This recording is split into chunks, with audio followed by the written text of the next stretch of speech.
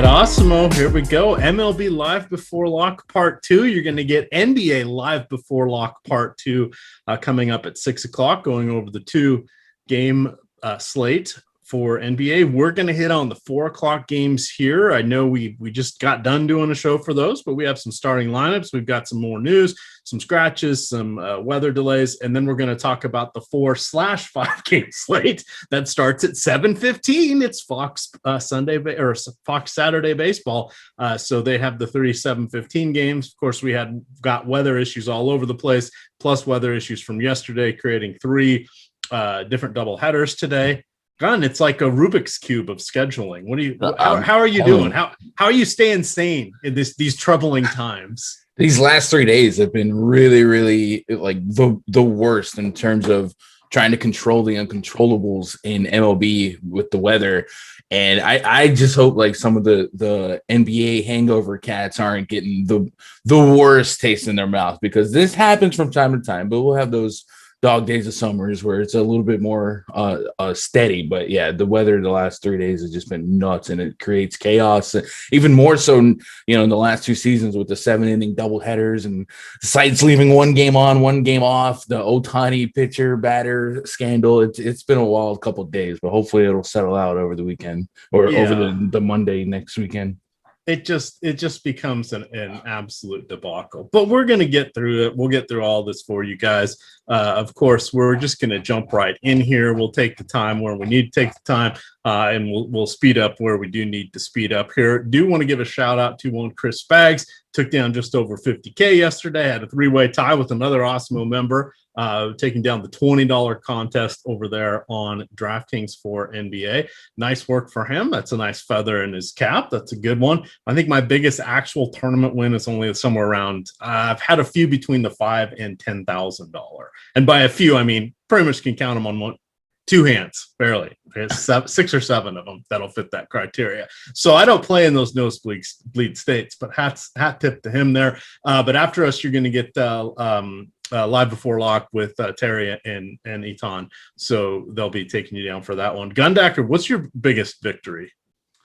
I've had like a 35K night, but it was like hitting a few tournaments the same night. So like I think the biggest first place prize is 15K, but it was added all together, it was a 35K night, and it was like the final week of December. So I didn't get to lose it all for my taxes. I had to file it pretty quickly. Yeah, that's the one thing people kind of don't understand is when you get those wins or you go super heavy profitable at the end of the year, you like the nice rolling time because it's ebbs and flows. Well, you just caught yourself on an ebb here, or pardon me, a flow where you're up high. And then you got to pay the taxes on that. And then all of a sudden, if you lose a whole bunch in January, all you've done is dug yourself a hole. And if you don't win anything against it, you don't get anything. Good times. Good times. All right. Well, let's jump on in here. We do have a little bit of free content for you. Normally it's premium, but we like to give a little sampling out here and there. You get the NBA Big Board today. That's sort of the all-encompassing rankings for a variety of categories for the NBA DFS players. We get the main slate MLB ownership rankings, and then NHL. There's a 2-game slate starting tonight. You get kicking off a couple series for tonight. You get the top stacks for that one. And then, as always, if you guys are not able to watch our shows live, any of our shows that are not the Live Before Lock series, you will get them on the Awesemo podcast network as well. That'll be all the strategy shows, the process, etc. We also do a lot of little sports wagering and golf and other vignettes. You get the contenders videos from Josh, etc. We have a one consolidated channel or broken out by sports, depending on what you would like to get. But check that out, the Awesemo Podcast Network. And if you leave a 5-star review with your social media handle, like your Twitter, maybe an email, your Awesemo username, we're putting you in a drawing for 52 weeks. 52 times you're going to get a chance to win 1 week of Awesemo premium content just for leaving a 5-star review. Doesn't get much easier than that. All right, Gundacker, I'm turning this one over to you. Colorado at Pittsburgh. This is game 2 only on the Draftkings slate.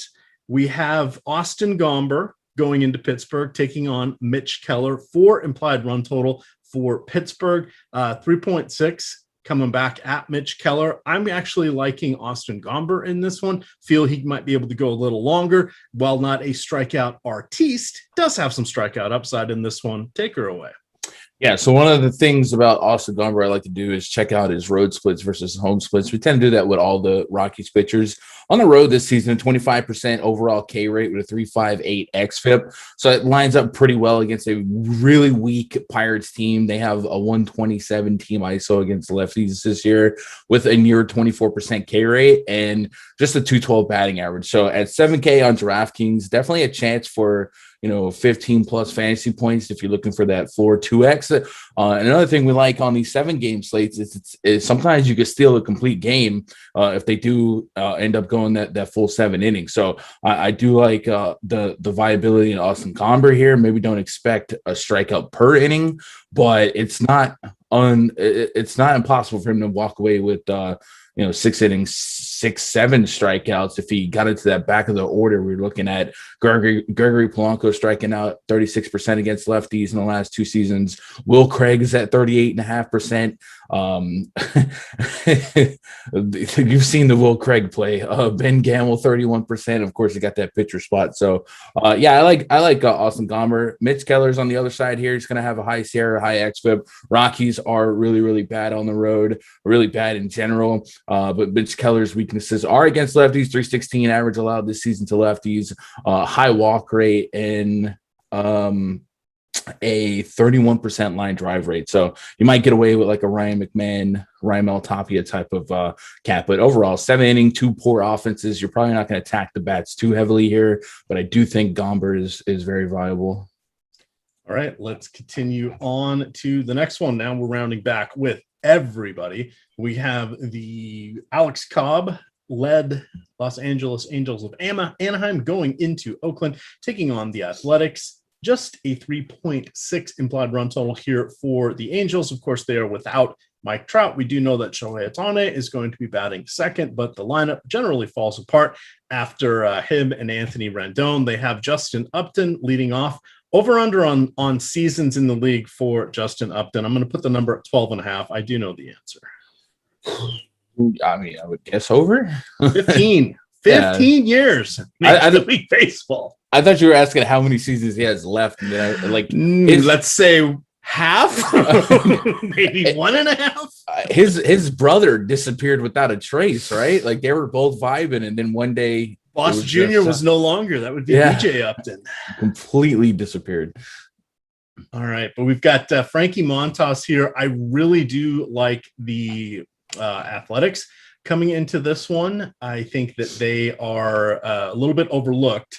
Not that they're overlooked is such a tough word. I don't think they're necessarily getting their due and proper here. I think if people are going to be looking at Alex Cobb, they're going to see a dramatically different picture from what he's been doing this year to what he had done previously. Now, I know you like to get into the spin rates and swinging strikes and all of that. If you look at his swinging strike, double what it was last year. His K per 9, double what it's been the last couple of years. Nothing really has changed in his pitch mix other than he has transferred about 10% of his kind of fastballs into breaking ball stuff, slider, a little bit of changeup. The interesting thing on that is he's getting a much higher strike on his O swing rate, which means outside the strike zone.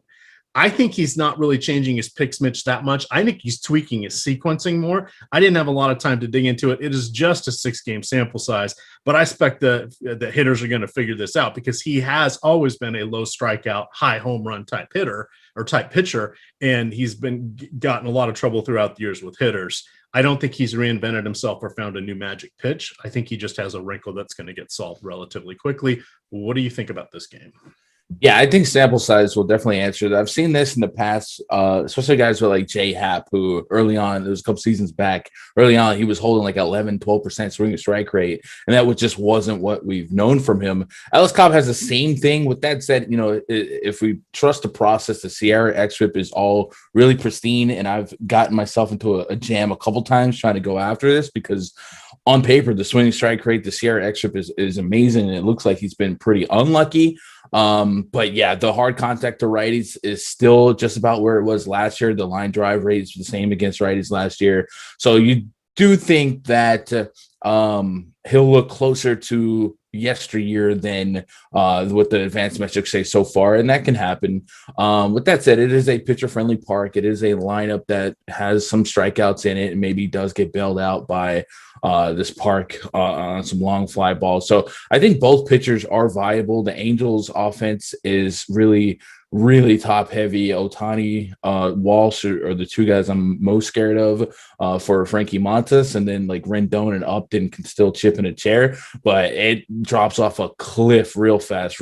I mean, the Mendoza line is turning into a good batting average this season for most of these teams, and the Angels are a great example against righties. Lagares and below all bat 208 or less in the last 2 seasons. So it's a good spot for both pitchers to maybe duel here. Have yourself a couple earnings here and there, but I think both pitchers have a shot at holding a quality start. Obviously, you want to pick on Montes. He does give up power to lefties. So Otani's right there in the thick of things. Jared Walsh as well. And Alex Cobb does allow some power to we expect regression power to righties. So maybe there's really not a power righty I want to go after. Matt Olson is really the only power guy on this team that I really trust from day to day. So if I'm home run hunting, those are the guys. All right. I'm a little more enthusiastic clearly on this one, but it's baseball. Anything can happen. Hat tip to Brian Seymour in the YouTube chat. He says, Melvin Upton Jr., you, sir, are correct. But the BJ Upton was because his dad was called the Boss Man. So he was Boss Man Jr., and then that got shortened to BJ. Yep.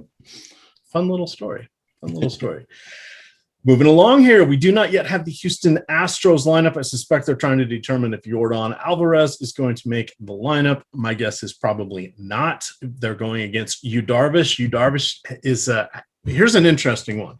Just a 3.7 implied run total for Houston going against Darvish. Darvish is facing the designated hitter. Not that it really means a lot because Miles Straw, Garrett Stubbs, not likely to be much better than pitchers down there at the bottom of the order. Where does Darvish fit into your plans for the 4 o'clock slate? He is right now he's on 50%, 50% of my lineups.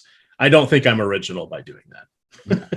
not on this slate, probably not. I did see the Astros drop the lineup and then they scratched Gurriel and they dropped a weaker lineup to curtain call that lineup. So this is definitely a much different lineup. They lost Michael Brantley. Oh, you're right. Yep. Sorry, I just refreshed. My apologies.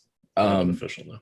Yeah, they lost Michael Brantley as well. So this is a weaker lineup than the Astros put out. It's still a hard to strike out lineup, but an upper echelon pitcher with the talent of Yu Darvish, I definitely would take stabs at for this slate. We've seen pitchers thrive against the Astros, but it's a fight. You got to go out there and work. And Astros do have a history with Darvish, and they might have some reads and some tells, especially a guy like Bregman. So I'd be worried about that. I probably would hedge some Darvish exposure with some Astros lineups, but yeah, if you put all the pitchers on the slate, together, Darvish is the most talented. So I'm gonna have access to the most talented guy. Odorizzi, a guy I'm less enthusiastic to roster, but this year his strikeout rate has been higher, but it's only 8 innings of sample size. We expect that to regress maybe down to the 20%, 22% area.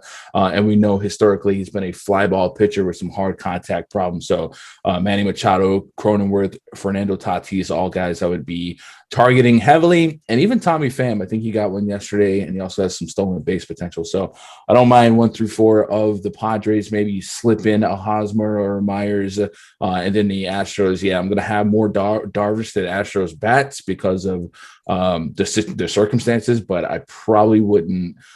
I probably would allow the opto to fill in Altuve, Bregman, maybe a Tucker and Correa, just because I think they might have something on Darvish.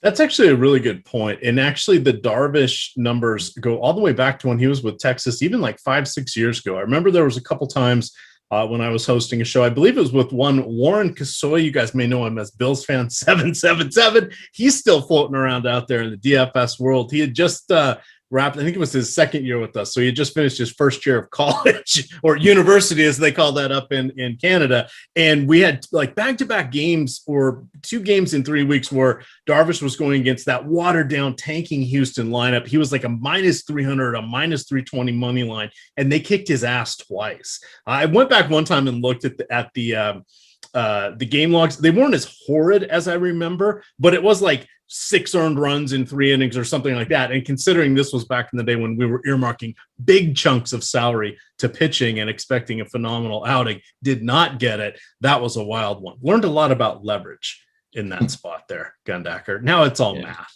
It's all math. Oh, yeah. All righty. On the, let's see. Sorry about that. On to Odorizzi. Yeah, nothing overly exciting with him. I made the joke this morning that he is kind of the poor man or the homeless man's Alex Cobb, or vice versa, depending on the day between those guys. But feel like we can take up and down the lineup some of these guys here from the pod squad. The roof will be closed, so we don't have to worry about any weather in this one. We've got Profar, interestingly enough. Boy, he's stealing some bases, hitting some home runs, playing multiple positions. He's fitting in nicely with the makeup of this lineup, but I kind of like everybody even on the bottom half. Anything else in this game that we did not cover in your first go around here? In the bomb detector, Fernando Tatis is screaming at me. What is he screaming? He's got a fun 420 rating, which 4 is the baseline for people that I really like to hit one, and he's at 4.2. So 420. So you're gonna say he's gonna smoke one today? He just might blaze one over the Crawford boxes. All right.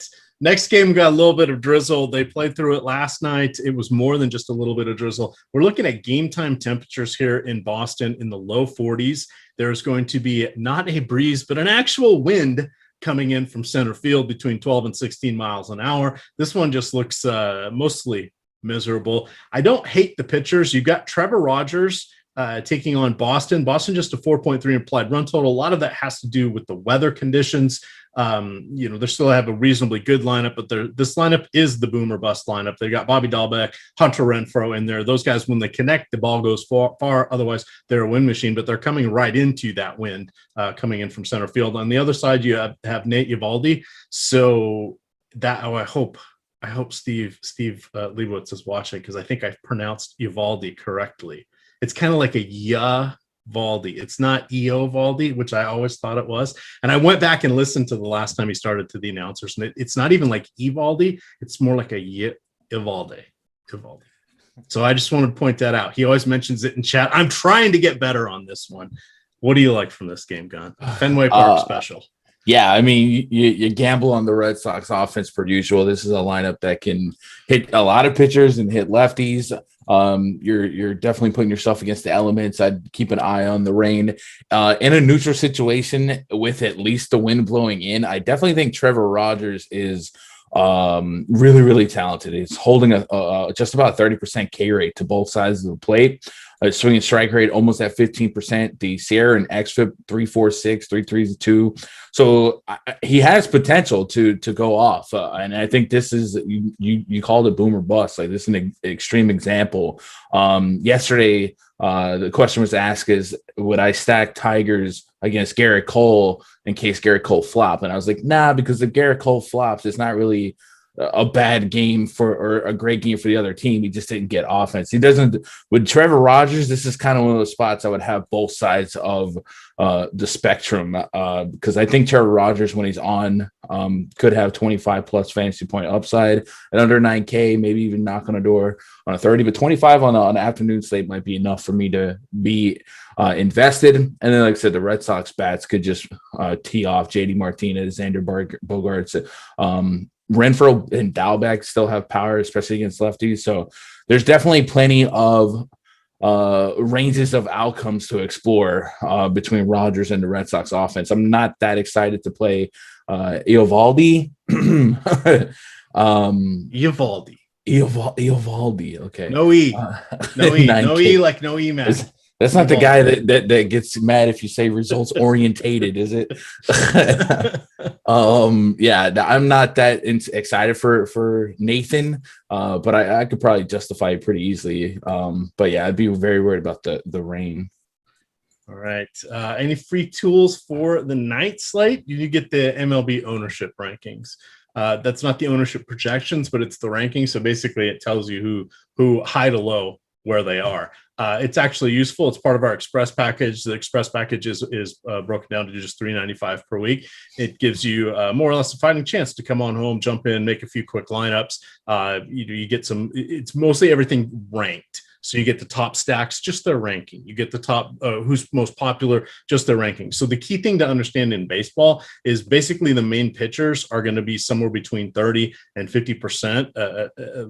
If we're looking at a 5 to 6 game slate, we branch on out to a large full like Friday night slate. Most of the pitchers aren't going to get above 30%. So it kind of points you in the right direction of where people are going to be. And that's just sort of a plus or minus. We don't necessarily need to get that more sophisticated than that, but it's just a nice way to bounce on in there. But that is the one MLB content that is free for today. The other thing, you can get access to all of this. If you're just baseball fan only, you can get all the MLB content for just $15.95 per week, or you can go with the full Awesemo package weekly. It's $29.95. This includes access to all the premium content, all the tools, player projections, ownerships, premium stock channel, lineup builder, and much, much more. But those are your ways to get in. Your free ways to get in, as I mentioned, leave a rating or a review, 5-star variety on our podcast. We do a drawing each week, giving away one free week. And then we also have the Awesemo Avatar contest. If you finish top 3 in any tournament of 5,000 people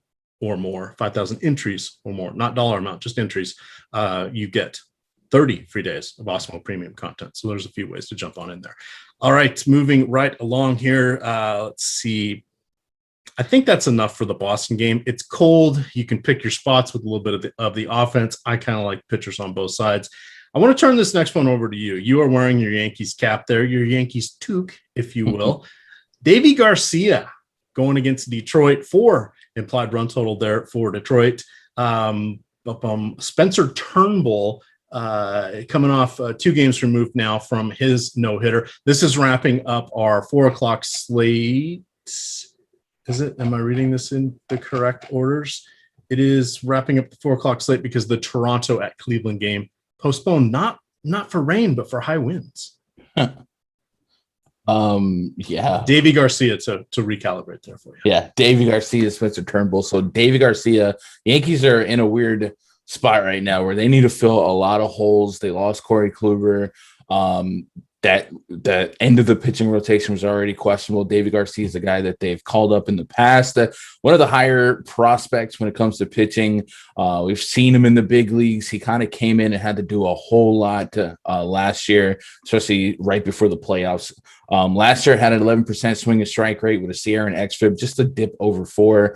This year, just 1 or just 4 innings of sample size. It was pretty rough. He walked a lot of guys. He had a high whip, but I think the Tigers might help him neutralize, gain some confidence.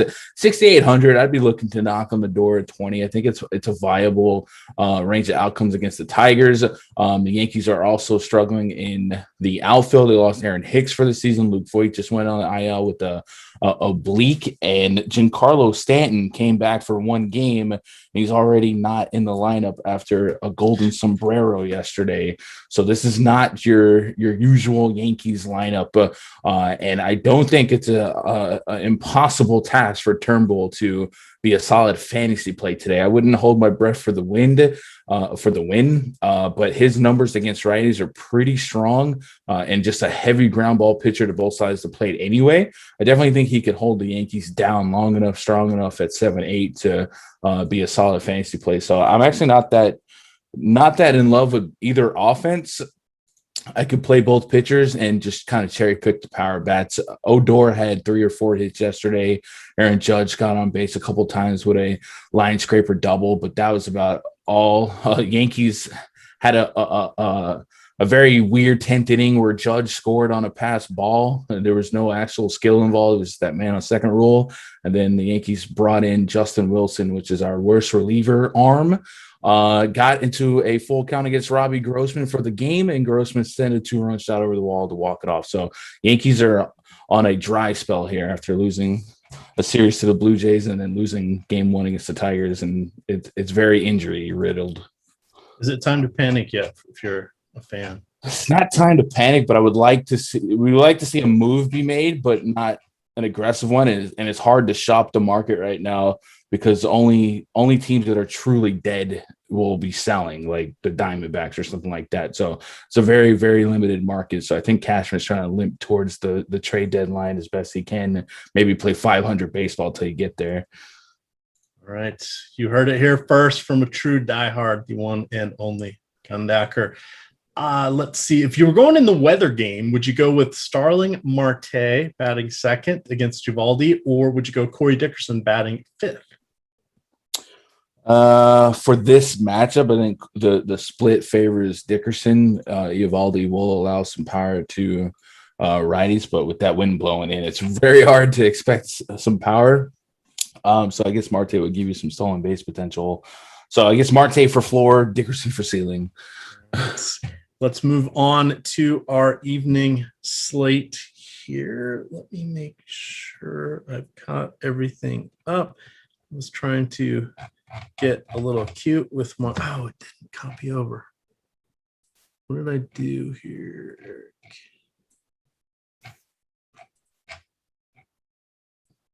All right, I copied over the wrong thing on my run sheet, but that's okay. We've got 5 games for if you're not playing on Draftkings. We'll just do it from that screen because, hey, we've got the technology that will get us there.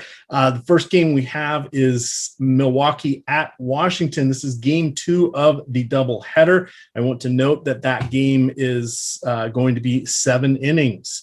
We got a couple southpaws on the mound. We've got Brett Anderson going against John Lester. Remember, these low implied run totals, they're not really favoring the pitchers because these pitchers as starters are still going to go about the same, whether it's 9 innings or whether it's 7 innings.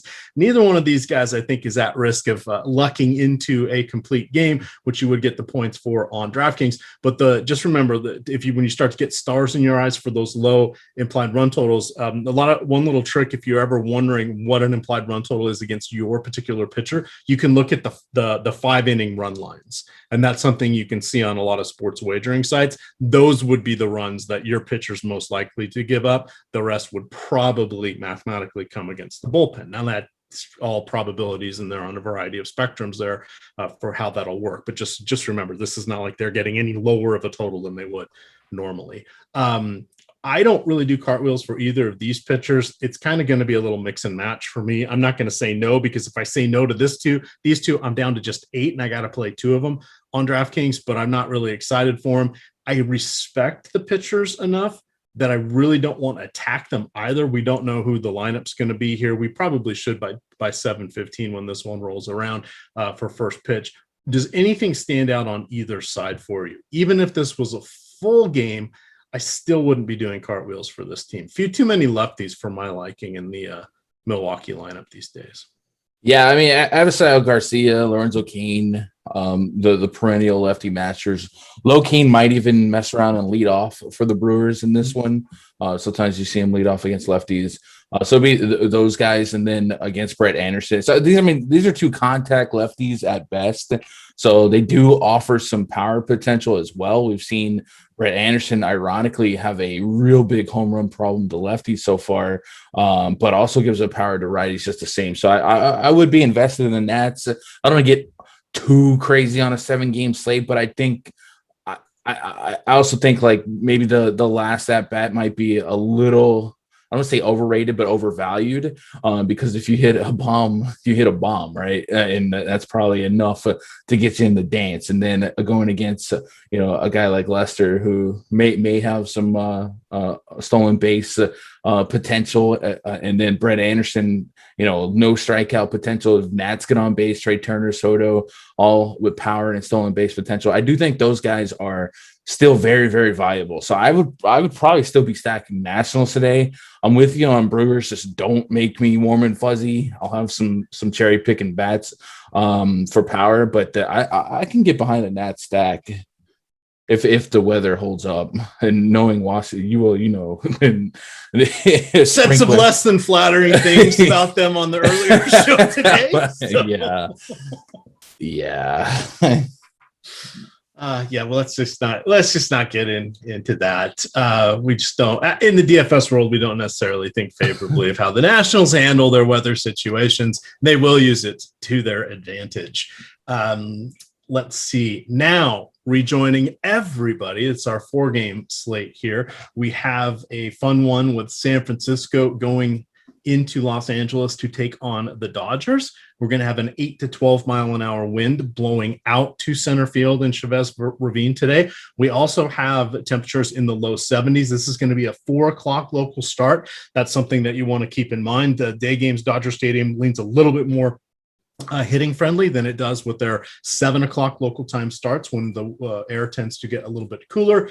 You have that vaunted, talked about marine layer effect. Let's just say it's more of the air density changing than really the marine layer, in my opinion. This one is one of my stack spots here. So I like this one on Yahoo. So that's the Yahoo stack today. We do the Spotlight Pitchers and Stacks article series every day, and then we have a tournament leverage article as well. So those 3 articles are free every day on the Awesemo homepage. I do the Spotlight Hitters and Stacks. I'm going to drop this one in here. So I say here, turning to the Dodgers once again as a recommended stack seems like a savvy strategy. I love the alliteration. You know that. The nice matchup they have against Logan Webb, there's no precipitation concerns, and there is a little bit of power upside. Though this game is on the main slate, I'll remind you guys again, it's the 4 o'clock start. So Webb's coming off an injury. He only missed 1 start, but they put him onto the injured list with a sore shoulder. He is going to be making his 30th overall start today. So we don't have a huge track record with him. He does have good ground ball rates, approaching 50%. He has what's called like heavy splitter, heavy breaking ball, meaning it tends to get hit into the ground more often than other pitchers throwing that same pitch. So that is enabling him a little bit more unlikely than most to be a ground ball pitcher. So that's something that you want to think about there. Now, the nice thing, let's see if we have the lineup. We should have Cody Bellinger back. He is expected to be activated today after missing almost 2 months with that hairline fracture in his left fibula. So he has done some rehab starts, and he's all good to go. So that is going to dramatically change this whole lineup, in my opinion. He is just 3,600 on DK. I don't care if he's 60, 70% owned. I want him on my teams. First base, and he's just outfield eligible at this point. It looks like he lost the multi-position eligibility because he hasn't played enough games yet. But that's where I kind of want to start my stacks. I love Max Muncy. I'm fine with Trey Turner. Gavin Lux, regardless of where he bats, I'm fine with him as well. It's really those 4 that I'm looking at here. What do you like from the Dodgers? Do you echo my sentiments? And you can talk about Julio Urias. Yeah, first of all, NL West has been responsible for some just amazing real baseball. I'm sure you were in bed, but did you catch the highlights here? Nope. I was asleep before the 10-10 first pitch happened.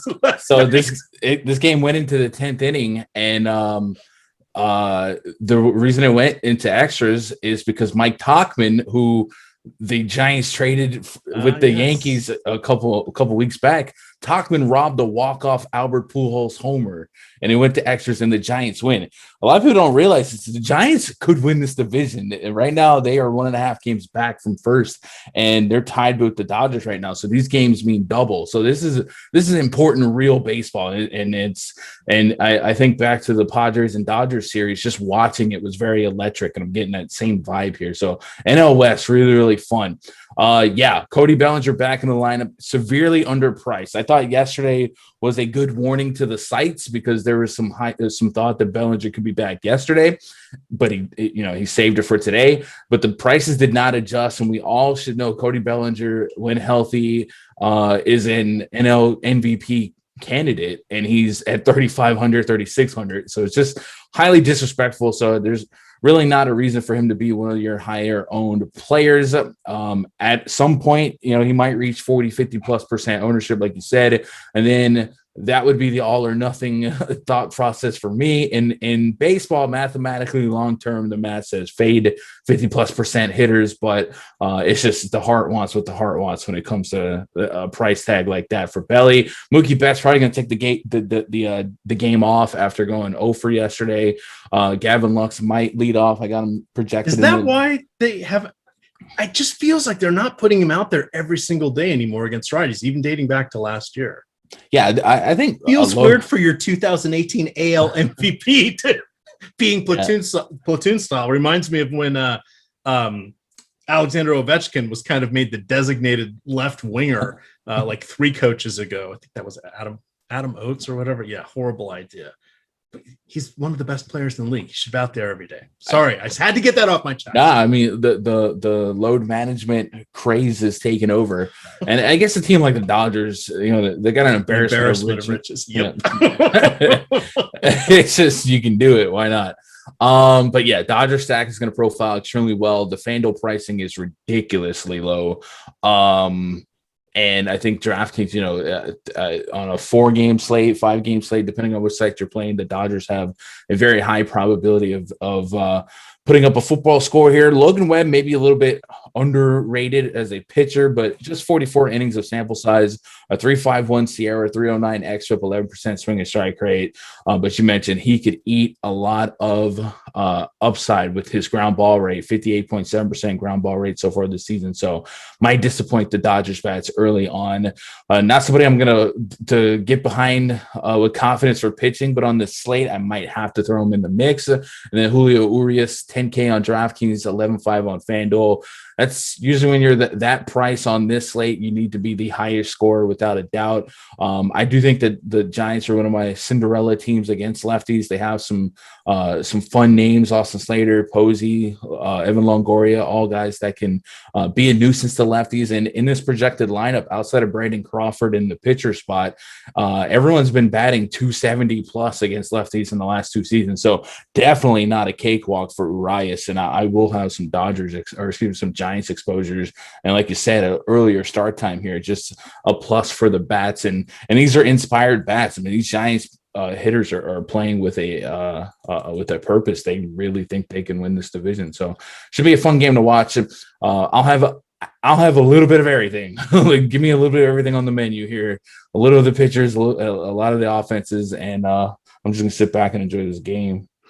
All right. For those of you that are playing basketball, you want to remember the next tip-off is at 4 o'clock. Baseball's tipping at 4:05. We have the NBA Live Before Lock Part 2 coming around here at 6 o'clock tonight. That will be covering the 2-game later slate here / main slate. There's some gigantic contests out there already for it, so you'll definitely want to tune in to that one. That's going to be Terry McBride and Aton will be covering you for that one. We need to see what's going on with Mr. Russell Westbrook. Is he going to play? Do we know how hurt he is with his sprained ankle? A lot of questions there on that one. And then, of course, you've got the Utah-Memphis game. That is the nightcap. Moving on to the remainder of our short slate. Oh, we do have a good question. All right, we got 3 games left. 18. Yeah, we can do this.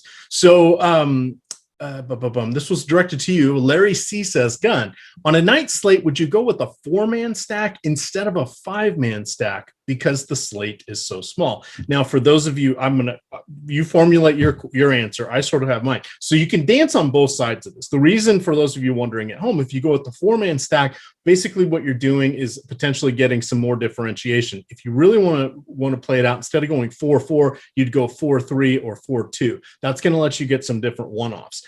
The counter argument to that is if you go with a 5-man, maybe you go 5-2 or even 5-no-1, you still get that differentiation, but now you're over leveraged against a potential pitcher. It's baseball. I don't believe there is a wrong answer. It's personal preference. How would you break that down? And I do a mix of both on the short slates for what it's worth. And some 3-3s just because, right? The cheap answer is I don't like to have a robotic answer for that long term. It's always going to be slate specific. My number one goal when I open up a short slate is to find the leverage. And so the last short slate I played, Steven Strasburg was the highest owned pitcher, and we knew that from the Awesemo ownership projection. So the first thing I'll look at is what pitcher is the highest owned, and do I agree or disagree? Today, we're looking at Ian Anderson, Julio Urias. So I don't think those guys are gas cans. Maybe we talked about how Urias maybe isn't in the best spot, but a guy like Strasburg, who I just had every reason to doubt him being the optimal pitcher, that's where I got my leverage. So if I feel like I can't get my leverage from the 40, 50, 60% owned pitcher, then I'll start dabbling with the bats. And I think today we're looking a lot at the Cardinals stacks, but it's hard to get away from that. So I do like to just blanket 5 X's on DraftKings and just hope for that onslaught. But I'm probably just going 5X. I'm not going to force in 2 from either team. Maybe getting a little bit more access to that 7-inning game on DraftKings. Maybe, less people touch that game because of that. And I do think those contact lefties can offer some power. So that might be one way to go, but I probably stick with the 5s, but that's not a long-term answer. I'm still going to be slate specific. And if my leverage isn't there with my pitching, and today I don't think it is, I guess like I would want to be lower on Urias, but there's not really alternatives. So I can't really get away from that. All right. So probably 5X. Okay. That's always fun to hear the different answers, because it truly does change. And we're not trying to be flippant or anything like that. It's just sort of what are you trying to do? Where is your risk reward? Where's the pendulum on that? How do you want to leverage? So there again, I don't think there's a right or a wrong answer on these things. It's just what is your approach? What are you trying to solve for? And then let's go that direction. But to as Gunn was saying, you might want it to be able to pivot on some of these situations. All right, Ian Anderson, Taijuan Walker. Looks like there might be a little bit of rain in the forecast here for the Mets. I double-checked and then I triple-checked this one. Felt like the run totals were from game 2 of a doubleheader. It's not. It's a 9-inning game. However, it is going to be in the very low 50s, upper 40s in New York. We have a wind. Yes, a wind. I usually say breeze. I'm saying a wind because it's almost 15 miles per hour coming out of right center. And then in addition to that, you've got the drizzle, the cold. This just is kind of miserable. Ian Anderson, 9,400, feels like a good counter move away from Julio Urias. And then you have Taijuan Walker. Is he really putting it all together? Finally, former Yankee, twice, 2-time former Mariner. Is this it? Is this where he gets it all together? Not for either one of our teams? I don't think so. I think the ERA has definitely been outperforming the advanced metrics. 10% swinging strike rate, a little bit up from what we've seen him. I think he's like a formidable day 3. Like I don't think he's a bad pitcher per se, but I don't think he's like the saving grace of this rotation. But you don't have to be when you have DeGrom. Ian Anderson. I thought he pitched for the Yankees. He never did. Oh, it was Toronto. I'm sorry. I have visions of him in Yankee Stadium. My bad. I started second guessing myself. I'm like, was that the pitcher? Gun's not rising to the bait. Am I misspeaking yet again? Why, yes, I am. My apologies, Chad.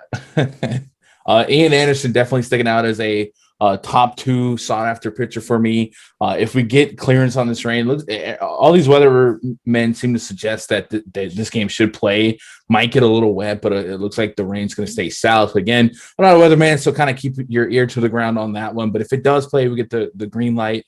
Ian Anderson definitely get a profile as one of my favorite pitchers, probably my highest owned pitcher if we're clear. 9,400 for him, almost a 12% swing and strike rate. Sierra and xFIP just fine against a weak Mets lineup. Mets lineup still not out for this game, but this is another injury riddled team.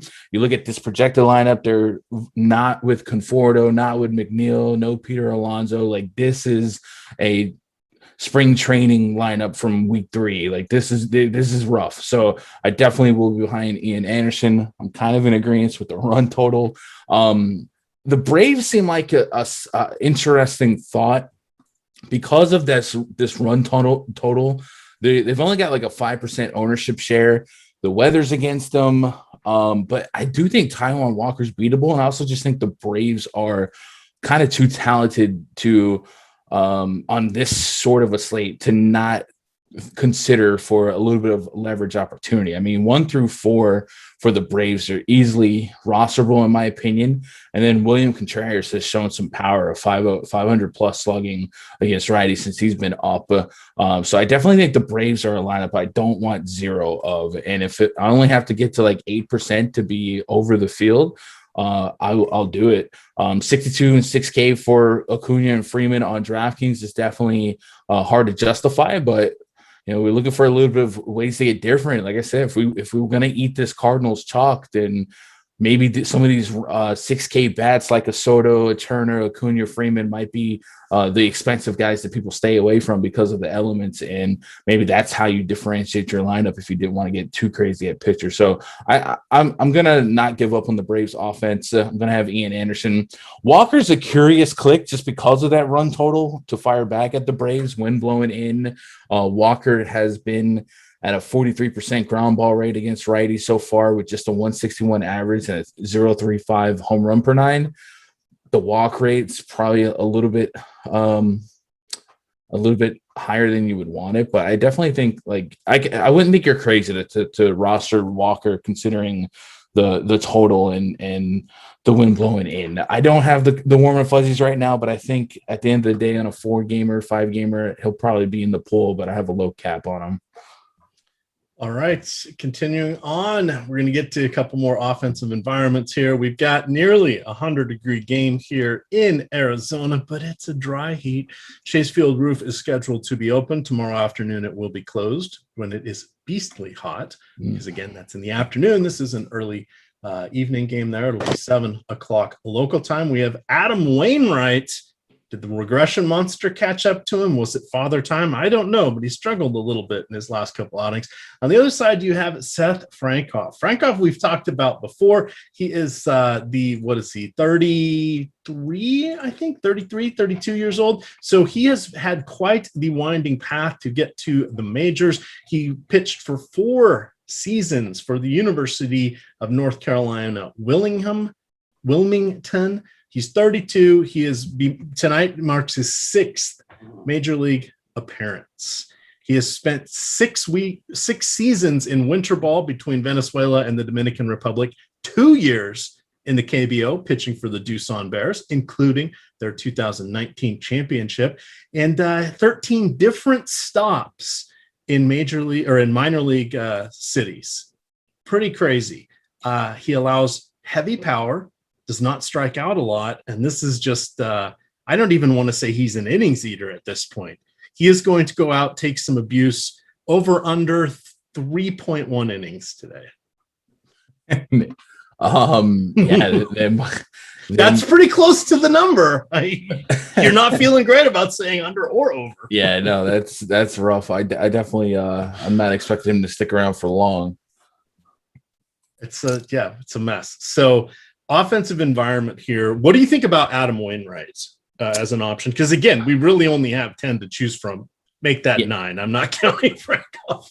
Yeah, so Wainwright, you mentioned, he slipped up at San Diego, or he finished with -5, but he curtain called out with a 1-hitter against the Cubs and had 16 batted ball events. One of them left the infield. It was insane. His curveball, when it's on, is just going to draw a lot of ground balls, and he's going to get deep into games. So I think today you got to be a little bit more numb to the results and understand that on a 4 or 5 game slate, there is ranges of outcomes for a guy like 8,200 Adam Wainwright to be a top 3 pitching scorer on the slate. So I actually will be rostering Wainwright. It's not to be a strikeout hunter. It's just to try and eat, 6-7 innings, maybe 8. And I do like his offense for the win. Obviously we'll have some D-back stacks to kind of run back the ownership that we have ourselves.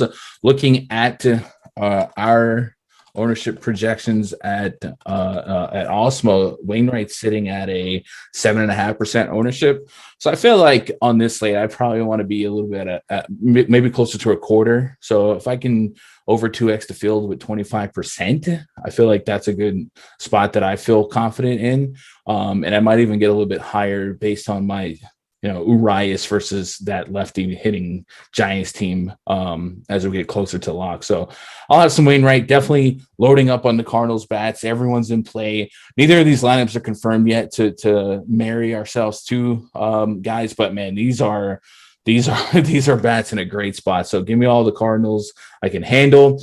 Usually when a team is projected to be like 27% owned in the top stacks tool, that means there's insane leverage to be had, right? But in today's case, there's only a 1% negative leverage on that number, which means there's a really good chance that the Cardinals are the top scoring team. So I'm going to be right there at it. And you almost want to leverage that score at 35, maybe 40%. I just might have to do that. So I'm going to be all in on the Cardinals bats, some Wainwright, and then some D-backs hedge. And that's where I'm at. No Frankoff, not doing it.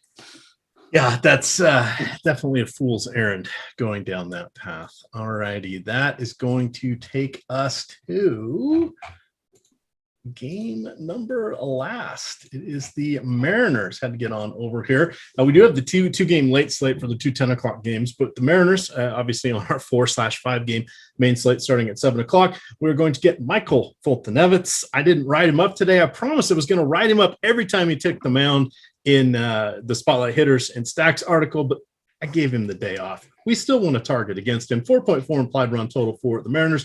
It is going to be cool there. No real precipitation to worry about. They do have the carport roof, which does not impact weather or wind, but it does make it so there are no rainouts. Foltynewicz, you're going to have to kind of mix and match a little bit with him on that late slate, because otherwise it's going to be Wainwright, Justin Dunn, who I don't feel great about, because again, still not playing Seth Frankoff on these late slate lineups. I might allow a smattering of 5, 6, 10% and just consider him a reliever and hope he doesn't get gobsmacked because he's certainly priced like a reliever on Draftkings. What do you want to do with this final game? Can you trust let me rephrase that.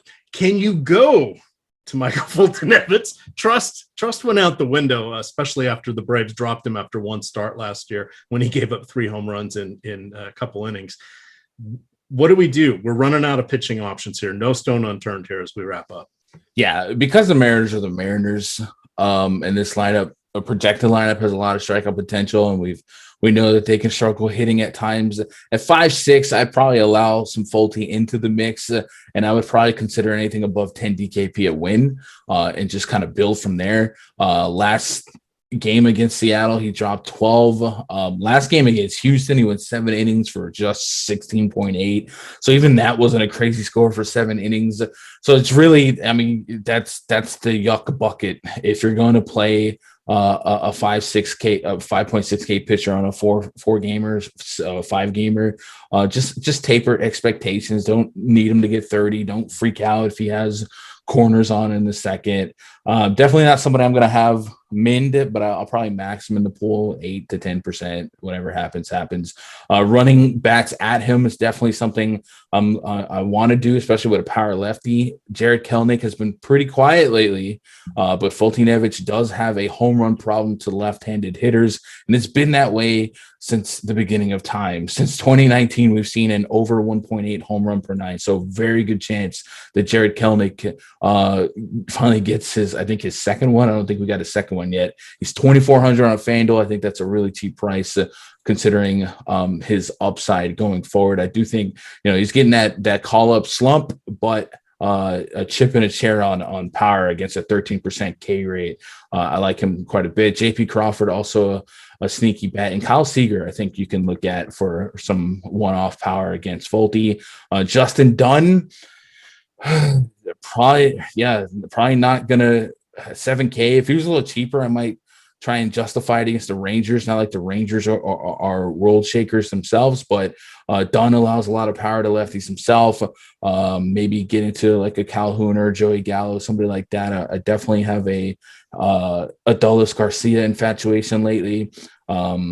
Maybe Dunn survives strong enough to get you that 14-15, but both pitchers are yuck, but both offenses are yuck. So it's just whatever happens. And I'm targeting the power bats, and I'll probably activate these guys in the opto, but set a small ceiling on them in terms of ownership cap, and if it falls, it falls. And that I think is one way to go. We see wild outcomes. Even, well, maybe not the amazing Clayton Kershaw years, but even Kershaw, Scherzer, perfect example. They get roughed up, right? You don't necessarily need a 5-man stack against some of these good pitchers. You just need a couple people luck into the home run where most people are scared away, and then you get a little bit of leverage. It's not like the double because yes, the pitcher is going down a little bit for these really good pitchers, but you get the double because no one else has the hitter.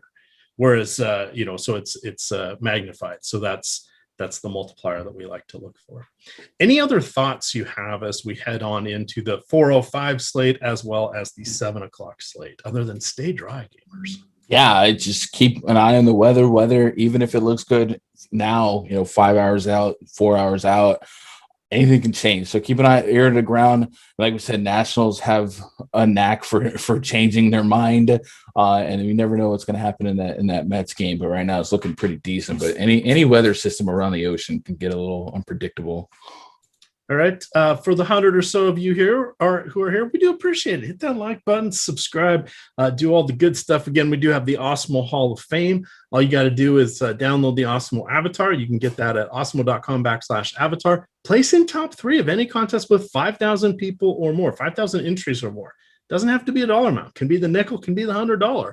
As long as there's 5,000 people or more, send a tweet over there to Awesemo, HOF. That's for the Awesemo Hall of Fame, and Awesemo_COM. Tag me if you'd like. Tag Lofty. Tag your favorite personalities, your favorite contributors here, and we'll make sure that you get a shout out on the show. It's a good time. And oh, by the way, you also get 30 free days of Awesemo premium content if you meet those various criteria.